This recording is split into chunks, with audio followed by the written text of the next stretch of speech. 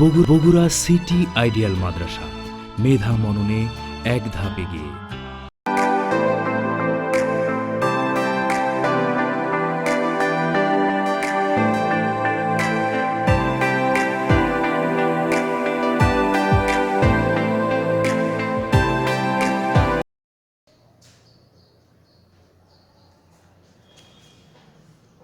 আসসালামু আলাইকুম ওয়া রাহমাতুল্লাহ। প্রিয় দ্বিতীয় শ্রেণীর শিক্ষার্থীবৃন্দু, আজকে আমি তোমাদের সাথে উপস্থিত হয়েছি, অর্থাৎ আমি আজকে আলোচনা করব তোমাদের আদরুসুল আরাবিয়া থেকে। তো আদরুসুল আরাবিয়া বইটি তোমরা সবাই সামনে নিয়ে নাও এবং আমি যে আলোচনাগুলো করছি অবশ্যই গুরুত্বের সাথে দেখবে আর পড়াগুলো আয়ত্ত করার চেষ্টা করবে। তো আজকে আমি তোমাদের সাথে আলোচনা করব যে এই আলোচনাটি পূর্বের ক্লাসে আমি করেছি।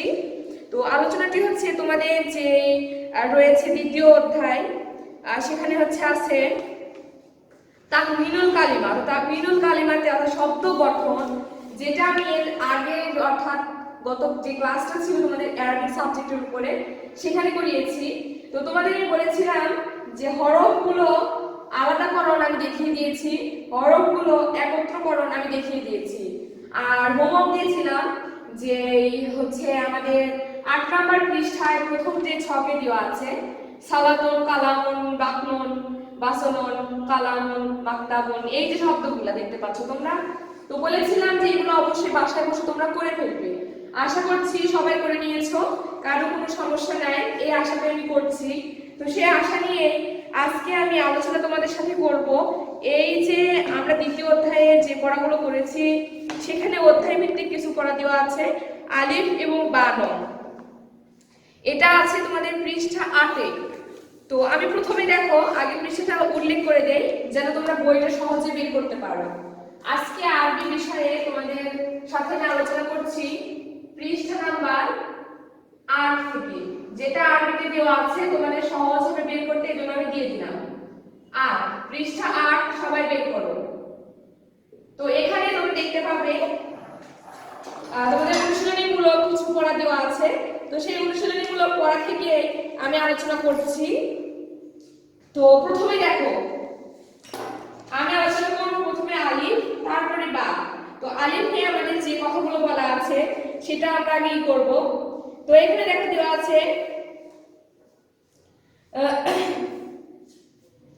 আছে মিনাল মাদ্রুসুল। এখানে দেখো পাঠ থেকে তোমরা এতক্ষণে যে পাঠ থেকে যে পড়াগুলো করেছো সেই অর্থাৎ গত ক্লাসে আমি যেগুলো আলোচনা করেছি তো সেগুলোর থেকে যে আলোচনাগুলো আছে দেখো প্রথমেই দেখো এখানে দেওয়া আছে মিনাল মাদ্রুসুল। এখানে দেখো ১ ২ ৩ ৪ ৫টি শব্দ দেওয়া আছে। তো এই ৫টি শব্দ তোমরা অলরেডি ভিতরে করে এসেছো, অর্থাৎ ভিতরে তোমরা এগুলো পেয়েছো। আর পরবর্তীতে যেগুলো দেওয়া আছে ৫টি, এগুলো নতুন কিছু শব্দ যুক্ত করেছে, যে শব্দগুলো তোমাদের ভেঙে লিখতে হবে। তো মূল কথা এতগুলো আমরা বুঝবো না, অত বোঝা আমাদের বুঝতে গেলে আমরা গুলিয়ে ফেলবো। তো তার প্রয়োজন নেই, জাস্ট আমরা কি করব, আমরা জাস্ট দেখবো যে শব্দগুলো কোনগুলোকে আমাদের আলাদা করতে বলেছে সেগুলো শুধু আমরা আলাদা করব। তো আলিফ নাম্বারে যে শব্দ ৫ পাশে ১০টি শব্দ দেওয়া আছে এই 10টি শব্দকে তোমাদের ভেঙে লিখতে হবে, অর্থাৎ শব্দ থাকবে শব্দগুলো তোমাদের ভেঙে ভেঙে লিখতে হবে। তো দেখো প্রথমে আলিফ নাম্বারে বলেছে শব্দ থেকে হরফগুলো আলাদা করো, শব্দগুলোর হরফ আলাদা করো, অর্থাৎ আলাদা করতে বলেছে। উপরে আমি আর কিছু না লিখি। তো প্রথমে দেখো দেওয়া আছে কি আছে, এখানে প্রথমে দেওয়া আছে কাফ, তারপরে দেওয়া আছে লাম আলিফ।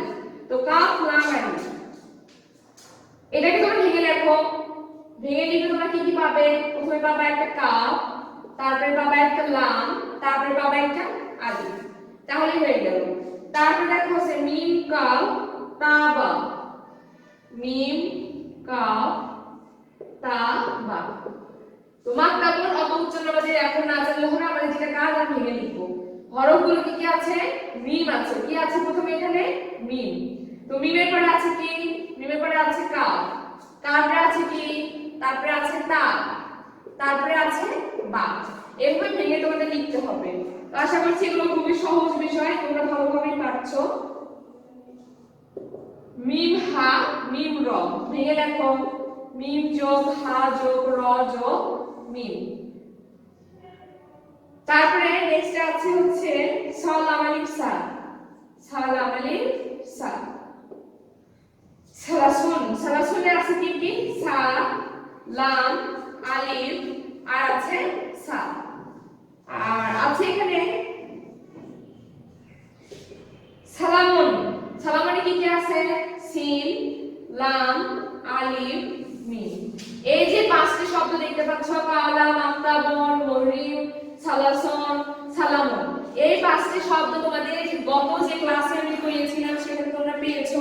আর হোমওয়ার্ক যেগুলো দিয়েছিলাম তার মধ্যে কিছু ছিল, তার মধ্যেও কিছু ছিল। তো আমি গত ক্লাসে বুঝিয়েছি, এটা সবচেয়ে সহজ একটা বিষয়। আশা করছি কারো কোনো সমস্যা নেই, সবাই ভালোভাবে বুঝতে পেরেছো।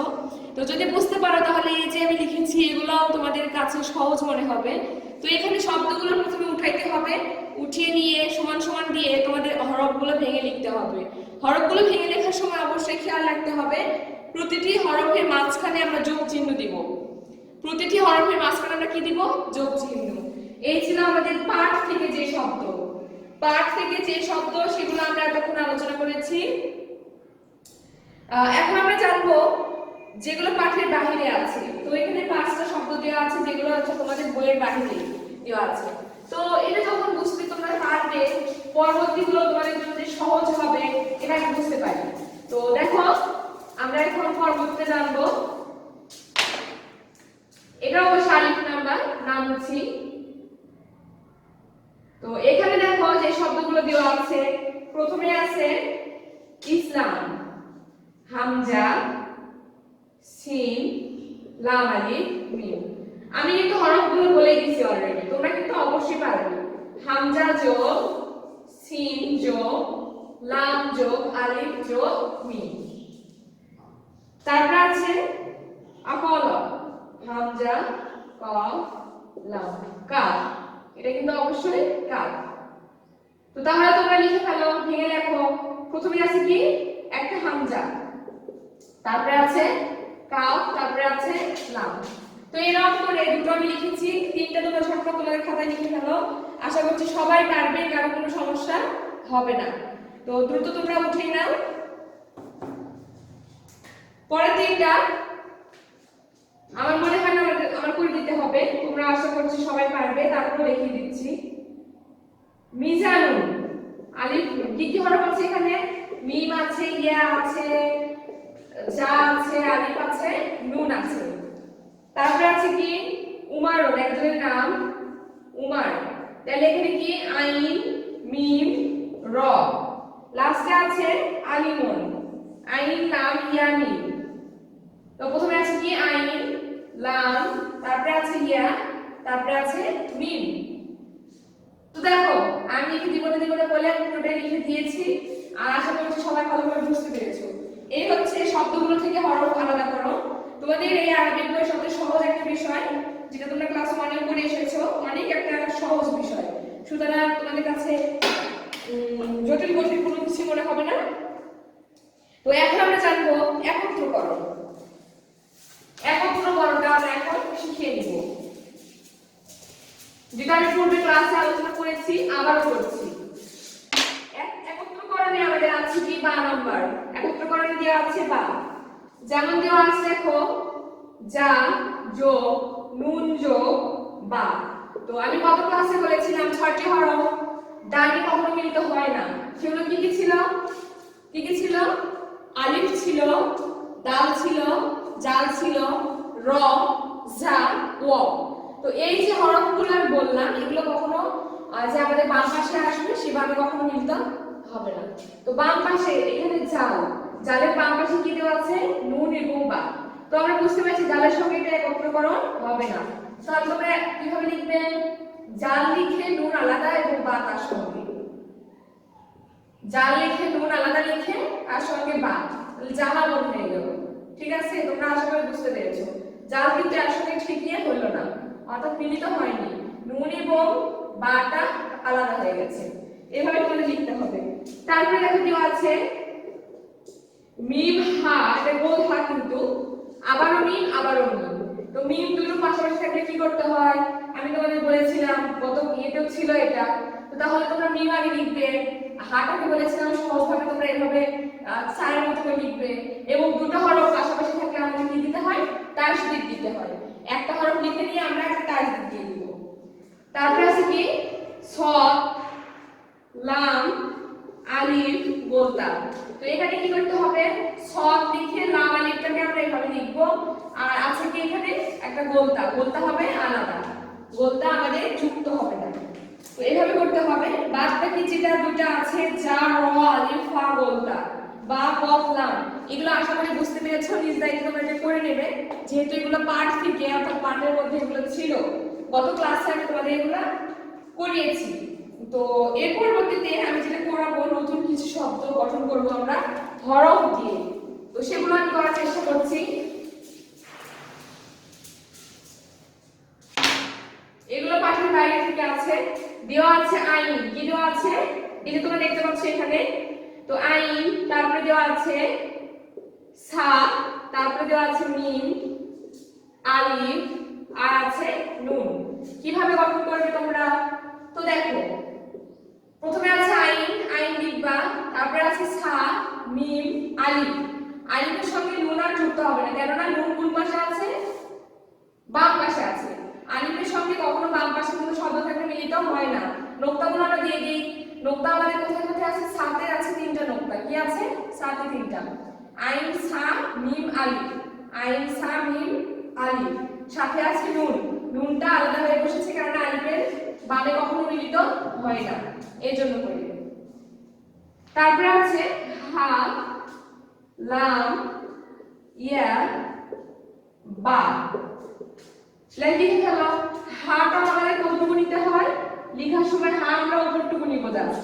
তো নিলাম হা, সঙ্গে আছে লাম, লামের বামে আমাদের যুক্ত হয় ইয়া, বা।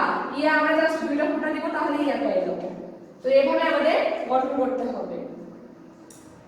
তারপরে দেখো, এখন যেটা আমরা করব, জিম, নুন, নুন। কয়টা নুন পাশাপাশি? দুটো নুন পাশাপাশি। যোগ আলিফ, যোগ তা। কিভাবে লিখবে? জিম, জিমে আমরা কতটুকু নিব? এতটুকু জিমে নিব। নুন, নুন নিব একটা, তার উপরে দিব কি? তাসদিদ। সঙ্গে নিয়েছে আলিফ। আলিফের বামে মিলিত হয় না, সুতরাং আমরা তাটা নিব আলাদা করে। ঠিক আছে? আশা করি বুঝতে পেরেছো।